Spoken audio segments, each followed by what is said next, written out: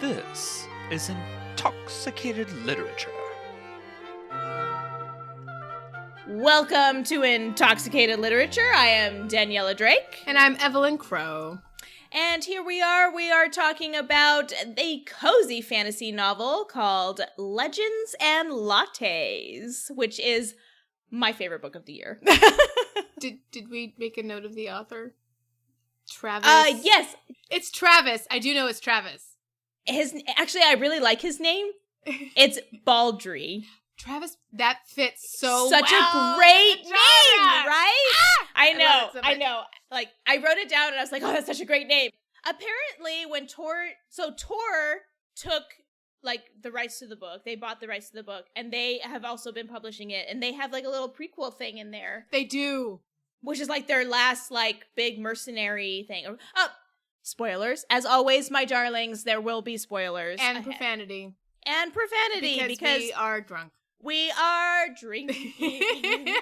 What are we drinking tonight? I am drinking Côtes de Provence Rosé from 2021. I don't know what I'm drinking, but it's also a rosé. It was a gift, and it's actually quite good, and I should probably figure out what it is. I got mine from Trader Joe's, so it was probably like $5. Mine was a gift, so it was free. But I quite like it.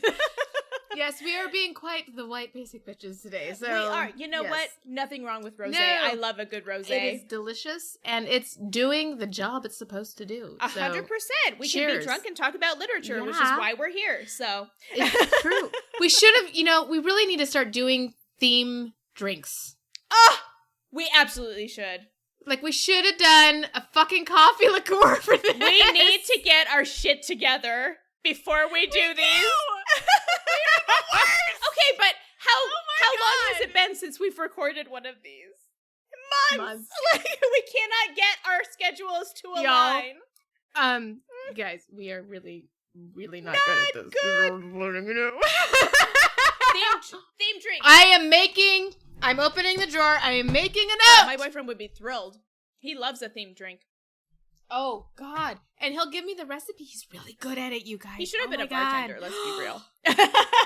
He should have been. Oh my God. You'd be living the dream. You'd be dating a bartender. I don't know. I'd be writing a romance novel about you. I don't know if my liver could take it. Although I am a cheap drink. I'm a cheap taste. You are a cheap drink. You said it. I did. And now it will go down. I forever. said it. I meant it. Yep. I'm a cheap drink, and no one can say differently. So, so yes. Okay, Legends and Lattes, cozy fantasy or slice of life. Okay, what do we think about the genre title? Because cozy fantasy and slice of life kind of are interchangeable in a lot of ways, but for me, I feel like this truly is a slice of life versus a cozy. But what do you think? I would say slice of life. Because it really is living in a city. It really is. And it's like the time is the same. Like you're living her day by day life, right? Whereas like cozy fantasy, I think of something like time passes, but you're not necessarily each day is happening as you're reading it. Absolutely. Okay, I agree. We're on and the same I would page. also say, if I had to describe this book to somebody who had never read it. Oh, I want to hear your description and I'll tell you mine. Okay. Honestly, I would hope they played World of Warcraft.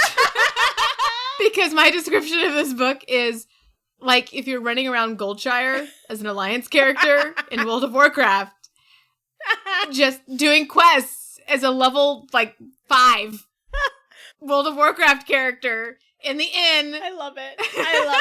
Mine was an Animal Crossing thing, so we're both on the same page. It's just like nothing can kill you. Exactly. You're not in danger, but you're running. There's like music, harp music, lute music playing. The stakes are in the inn, so low. And you're happy. But it's tense enough that you want to keep reading. Like, yes, it's not, you're never bored. Like, no. And if someone has come to, like, I feel like when it first came out, they were like, oh, it's about this orc that wants to open a coffee shop. And I'm like, that sounds not exciting. And boy, was I wrong, because I fucking loved this book. No, it was amazing. So cute. It was so sweet. So heartwarming. Like, I mean, if there were... See, I'm a hardcore romance person. So if there were any complaint, it would be that the romance was a little more prevalent. It was very subtle. It was slow build. But I kind of liked the way that it worked out. Because, like, it did feel kind of like real life. Where you're just, together, and you spend all this time together, and then over time, you just realize that there's feelings, right? That, again, that being said... Yeah. I feel like, okay, I don't think it could be changed. Right, yeah. Like, it works the way that realistic. it works the way that it is. So, but I loved it. I loved every... Honestly, I don't think there was any part of it that I was like, oh, I don't like that. It's just mostly my complaint as a romance person because I don't really like slow build stuff. I'm just like the whole book, I'm like going... You guys are obviously meant to be together. Just be together already. See, I don't mind a slow build. I kind of like a slow build because then when they finally do get together, you're like, God, finally. I hate slow builds. They drive me crazy. I'm just like, fucking kiss already. God damn it. You're like, enough of this. Get to the spice. You don't have to like go all the way, but at some point, I'm like, just hold their hand. Or do something.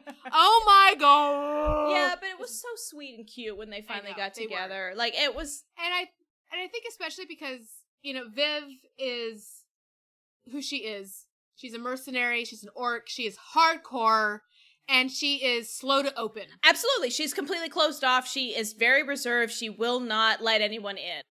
And in the same vein, you have is it Tandric? Is that how you say her name? Oh, I have her as Tandri, yeah. Tandri is a succubus, and so you expect someone who's just like, woohoo, sex! But not. She's not. No, and this was kind of great too, because he uses it as an opportunity to be like, you can't make assumptions about people. Like, just because she's a succubus doesn't mean that she's all about, laying everything out there. It's I know. So it was great. I really, really enjoyed it. Yeah, all of the characters, I loved all of the characters. I thought that he did such a good job of making them all different and interesting and complex and just fun. Like, I just really, I think probably my favorite was Thimble, the Ratkin Baker. Let's set up the premise here. Yeah, I feel like we're just jumping into it. Well, okay. I just assumed that everybody's read it because that was your homework, so. Okay, so there is Viv, the orc, and she is a mercenary. She's in a gang. Right? She's in a group. She is in a quest group, essentially. Yeah, basically, yep. And she is out killing things. And her last She's an orc, so that makes sense. Like, that is what orcs do. Yes. And her last quest, essentially, is killing this creature. And when she is done killing it, she takes the... Skelvert Stone. Yes, out of its brain. Because the thing that they kill is the Skelvert Queen. So they grow the stone in their head, I guess. And it's really rare to kill one. It's supposed to bring you good fortune. Like, that's the legend, is that it brings you good fortune or good luck, right? So she's like, I'm not going to take any other loot from this raid. I am just going to take this one thing. And her group is like, great, no problem. See you later. And she's like, I'm retired. I don't want to fight anymore. I'm a pacifist. Bye. Yeah. See ya. And she goes to a city and Thune. Yeah. And she builds a coffee shop. She buys this broken down stable that is falling apart. I loved it. I know. It was like falling apart. She walks in, and I can totally see it in my head because I would do the same thing. You walk in and you look around, and the average Joe would be like, it is a fucking stable. It smells like horses. There is a pile of horse shit in the corner. This cannot be a coffee shop. And she walks in there and goes, that's where the tables will go. This is where the espresso machine will be. And I will make this a thing. Yep, she goes, this is perfect. I will take it. And no one in this city has ever even fucking heard of coffee. No! That was one of the things I actually really liked about the world building. Because they, like, coffee is this, like, new idea that's, like... This gnomish creation, which is what it made me think of fucking World of Warcraft. Because the gnomes were all, like, building shit with gears or whatever. And I'm just like, oh my god! Yeah, so she buys this stable, she buries the Skelvert Stone in the floors, because that's supposed to be, like, the hub of where she wants her luck to come, right? Her fortune. And she starts working. I mean, she starts cleaning. Well, she finds a hob. Calamity. A carpenter. Calamity. I know. Is his name? Cal. He is so great. He's one of my favorite. Honestly, I know. I don't think I have a favorite character. It's whichever character is happening. I know. For real. And every time he comes in, you're just like, hi, Cal. I love you. I know. Nice to see you. I missed you when you weren't here. And he's like this kind Nice of that like you're back. gruff, like reserved person who's like, oh, this is a lot of work. I don't know. And then he just comes in. He's like, just does it. And he goes, well, you know, there you go. Well, she's like, okay, this is what I want done. And he's like, are you sure? This is a stable. That's crazy. And she's like, yep, that's what I want. And he's like, all right, that's what I'm gonna do. And she's like, okay. And he's like, okay. I love it so much. I love it so much. This whole book is about just like outsourcing, like delegating and finding people that are good at what they do and like bringing them into your circle, right? I love it so much. But it's also about anti-stereotypes. Yeah, absolutely. Because the bad guy is an elf. Yeah. Attractive, smart, agile. Okay, like, so I'm going to talk about this because it is very, very common as a racial stereotype for orcs to be the bad guys. And it's like a racist stereotype. And in this case, it is an elf. And I remember reading this going, fuck yes! It was so great. Make the elf the bad guy. This is amazing! I loved it. I loved everything about it too, because a lot of the times, like, people would see her and talk to her in a way that was not, like, was because she's an orc, right? She's intimidating. She's big. She's scary. Like, they think she's stupid and she's just, like, brainless and she's gonna just go around beating people up. And that's not at all what she does. Like, not at all. But I loved it, too, because when she brings in Tandri, who's the succubus, who she's looking for a business partner. She needs someone to help her run the business. She needs someone to help, like, make the drinks, whatever. And she meets Tandri, who's a succubus, and she's like, oh, I tried to do the university thing, and it didn't work out because I'm a succubus, and, like, you know. But Tandri had no problem being like, you know what? You are who you are, and you did work as a mercenary, and you can use this sword that you want to hide, but you should put it up in pride of place because that sword got you to this place that you wanted to be. This was your dream, and it's making it come true for you. And she was, like, celebrating this part of Viv who, like, she really didn't want it to be a thing. Like, she wanted so much to downplay her orcness. Yes. And Tandri's like, no, like, own it. Like, you should just be, you are who you are. You are what you are. And that's okay. Yep. And I just loved the self-affirmation, the empowerment of it all. Like, it was so great. Absolutely. It really was. It really was. And I love the delegation, like you said. It was, like, amazing because Viv comes in and she has the know-how and the knowledge. She can use the machine. She knows how to set up the interior, and she knows kind of, like, how to, like, set it up so that people can kind of come in. And then there's Tandri who's like, okay, but we need menus and we need, like, marketing. Yep. And we need, like, a business plan. Yeah. You She's know? like, what about all these things that... The coffee's great, but nobody knows about it. So let's, like, look at that a little bit. So, okay. So she finds Cal, the hob carpenter, who makes the inside look amazing.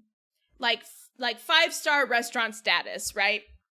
And she's like, great. Okay, now I just need to find someone to help me run the shop. Hey, here's Tandri. She's a succubus. She's super interested. No problem. And artistic. She can draw. Yeah.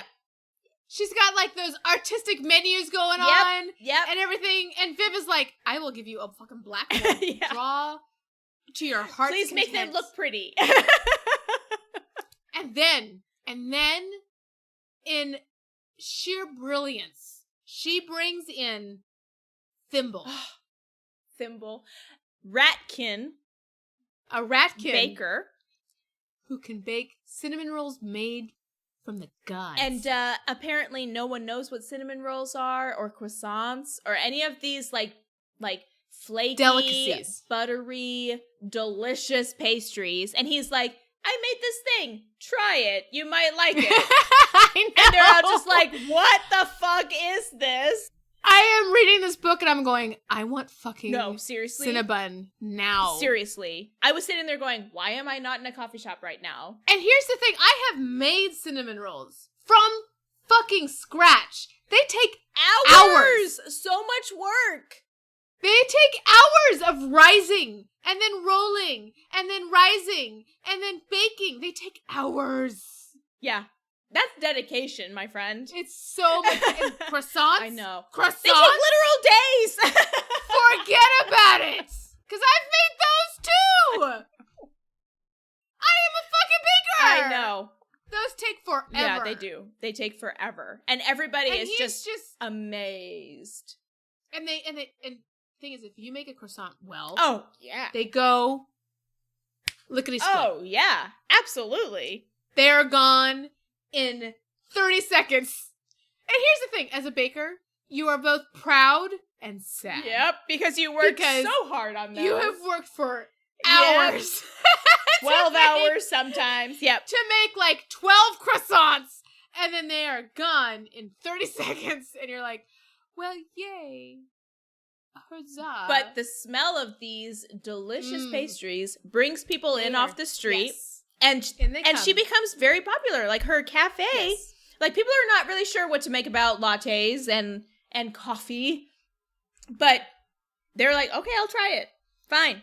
You know, whatever. There's that student Absolutely. Hemming something that I can't remember who comes in and he's like Hemington, that's who it is. Yeah, Hemington. And he's like, oh, I don't really like hot drinks. Like, I'm not going to drink anything hot.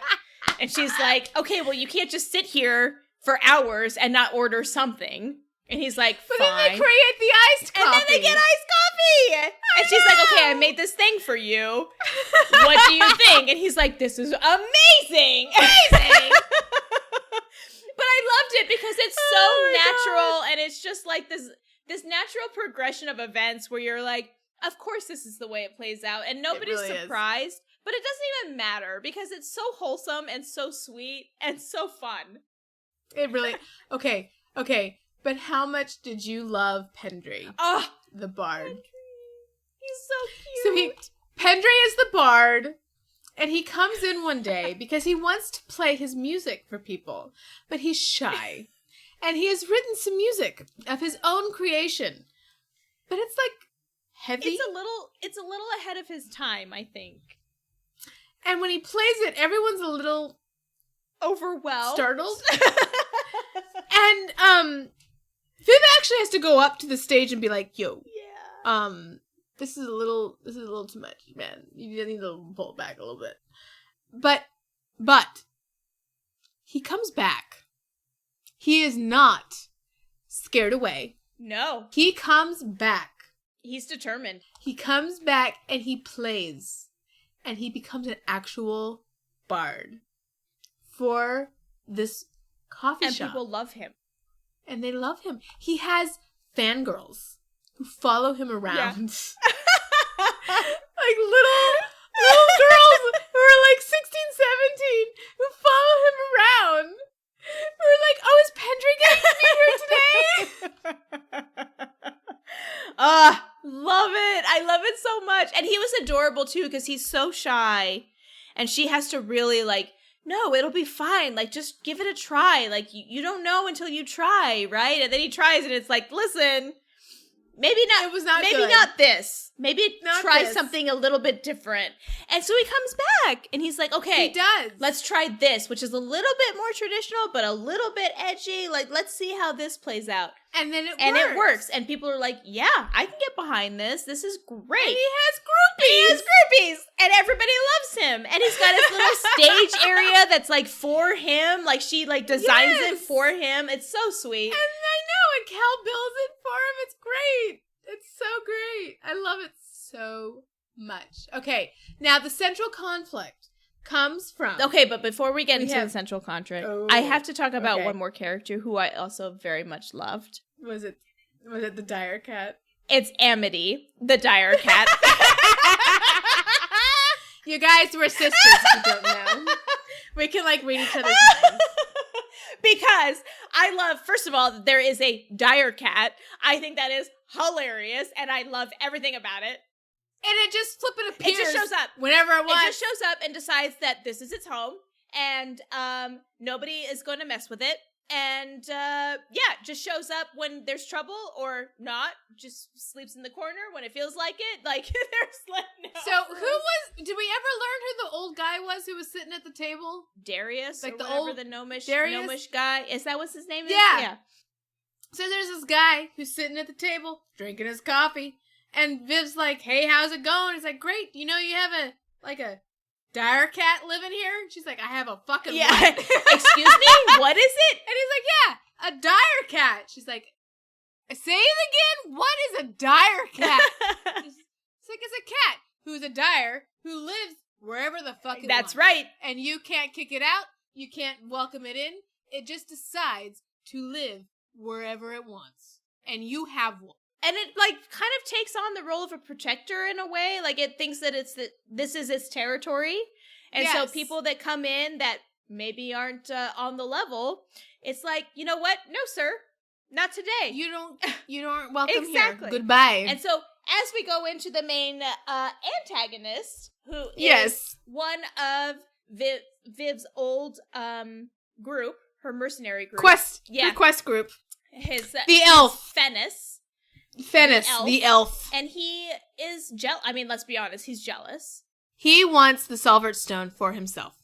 Because he has figured it out. He has cracked the code. Yeah, exactly. Because, I mean, we can assume elf, based on, elves everywhere in every fantasy thing ever, they're long-lived, they have lots of lore, they aren't stupid. Exactly. So we can assume that he has lots of stuff rattling around in his brain. And he's like, why on earth would she take just this Galvert stone? Like, what is up with that? Yep. And so now he's like, I want that for myself. And he can see that she's having all of the success. Exactly. And he's imagining buckets of money that are just pouring into her coffers. Yep. And he's like, I want. Yep. So he tries to steal the stone once and is thwarted. He is thwarted, and part of it is the dire cat. Dire cat. My good friend Amity, who I love. Amity! Just like, not today, sir. The names in this I know, is I amazing. love everything about it. So yes. Now, there is another aspect to the conflict, too.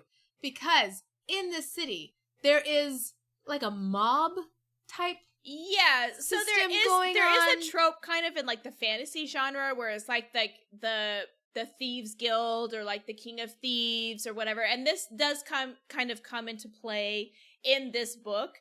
The head of this, like, thieves group, guild, whatever you want to call it, is Madrigal. The Madrigal. Yep. And they start coming around and they're like, you need to pay us protection money. And Viv's like, haha, I'm an orc. What the fuck are you talking about? I am my own protection. Yeah. Fuck off. People see me and they go, oh shit. Do you see that sword that I have above the counter there? I know how to use that. Exactly. Why are you talking to me? And she, like, sends him off, like, multiple times. Like, so many times. So many. But finally, he comes back and he's like, the Madrigal needs to see you. Like, they're saying to you that you have to come in for a meeting. And then here again, we have flipped the stereotype over on itself. And the Madrigal is like this old lady. It's an old lady! Knitting. Not just a lady, like an old lady. I know! She's like a grandma! She's in this cozy room with a fireplace and, like, I loved everything about that whole thing.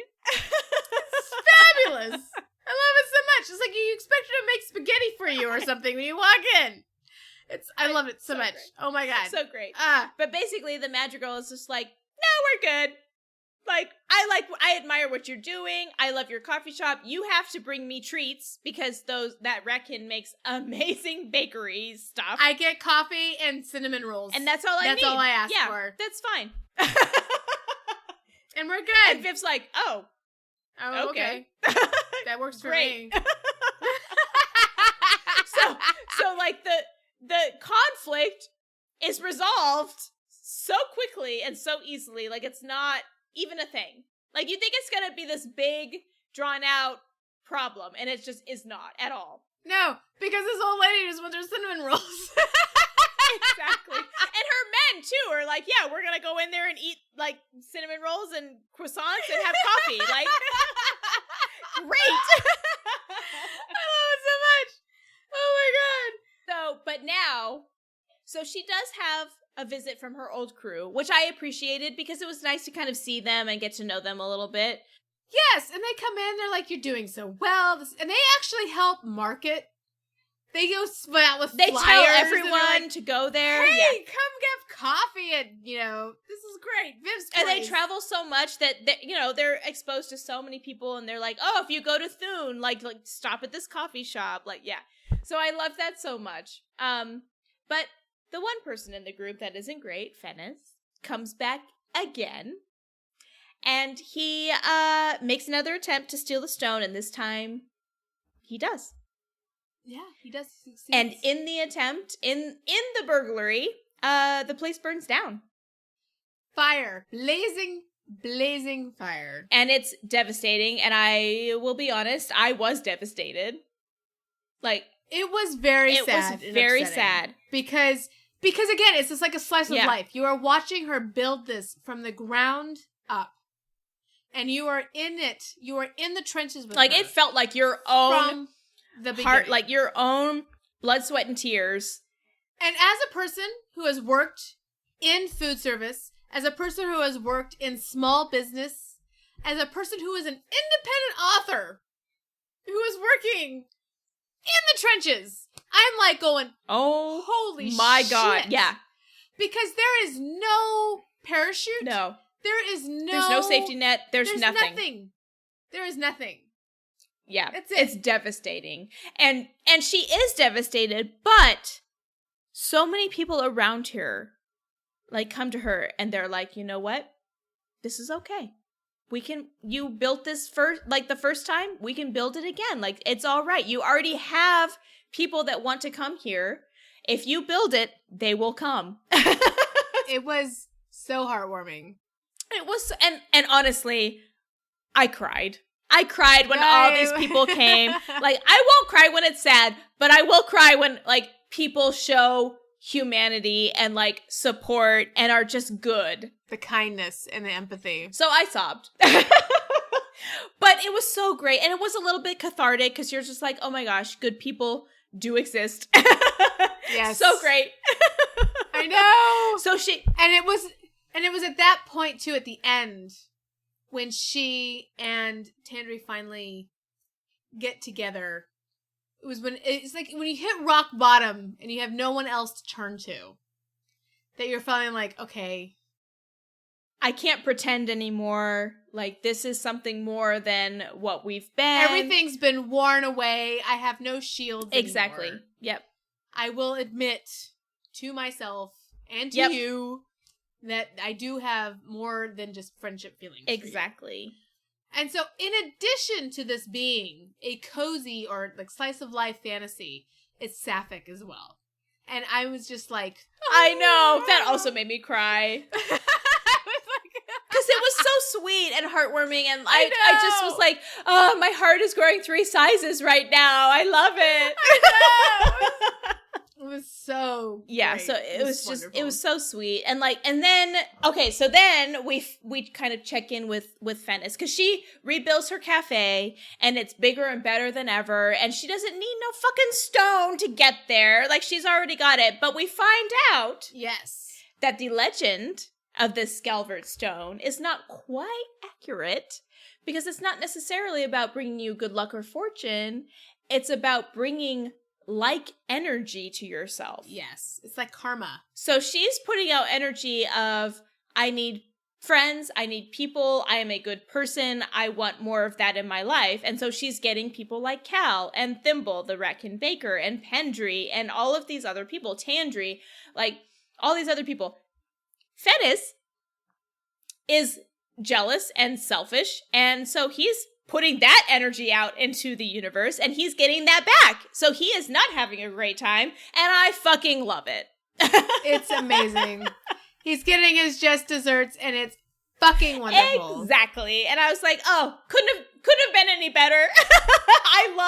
I love that the Scalvard Stone isn't like a straightforward thing. It becomes something different at the end. Like every step of this book was so well thought out and so well done. Like everything worked, everything landed, all of the emotional beats were where they were supposed to be. Like it all worked so well. And I mean, honestly, I probably read it in a few hours. Like it was a very quick read. So here's the thing, is not everyone can read epic fantasy because not everyone can read long books. Absolutely. And this book is a fantasy for everyone. 100%. Absolutely agree. Absolutely agree. I would recommend this to any person I know, whether they read fantasy or not. Because it doesn't matter that there are orcs and elves and whatever. Like it is a humanist story. It's such a secondary part of what the story is. Like it's really just about human connection. It's just about relationships. It is a humanist. Like I just fucking got goosebumps. I know. It is a humanist story. I know. It's about a community coming together through devastation and helping rebuild. And not only that, it's a story about people from different backgrounds, from different species, from different races. Living together, working together, loving each other. And coming together and being together and loving each other. Exactly. I just love it so much. It was such a great book. It made me so happy. And especially right now, like, I mean, okay, COVID is, it's still there, but we're pretending like it's not. I know. And it's just been a hard few years for a lot of people. And so this book came out in exactly the right time. Like, I definitely read it in a time where I really needed something that was an escape, that was going to give me these amazing, like, oh, there are good people out there, like, vibes. Absolutely. So, I mean, it really gave me what I needed when I needed it. And I will always be grateful for that. So definitely recommend it. If you haven't read it already, please do, because it is so, so good. I think I rated it 5 100%. Like there's nothing that I would say. I have no criticisms, which is weird because I tend to be hypercritical. I don't give a lot of 5 stars. I mean, I know that the last couple of podcasts we've done, but I only give 5 stars if it is above and beyond my expectations. 100%. This was, and like the books we talk about mostly are books that are worth talking about, whether it is because of societal reasons, like the last one we did, or this one. This was worth talking about. I absolutely agree. It's kind of a cultural phenomenon too. Like so many people didn't know about the cozy fantasy genre or the slice of life genre, whichever you want to call it, until this book came out. And like honestly, this is one of my favorite genres because I read to escape. Like that's what I did growing up. That's what I do now. Like I'm super stressed out. I'm going to find a book to read because I don't want to deal. And this gave me exactly what I needed. Absolutely. Definitely recommend it. If you didn't read it before, please read it, even though we've spoiled everything for you. You'll still love it, I promise. I know. So next time, we are going to read That Time I Got Drunk and Saved a Demon by Kimberly Lemming. Which is super fun, and I can't wait to talk about it. Super fun! It's not a cozy, it's a little bit spicy, but I loved it. I thought it was great. It's kind of a slow build too, but it's short. And it's actually short enough we might be able to talk about the second book too.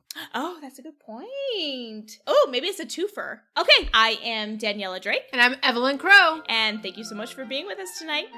Bye. Thank you for joining us for this episode of Intoxicated Literature. Drink well, friends.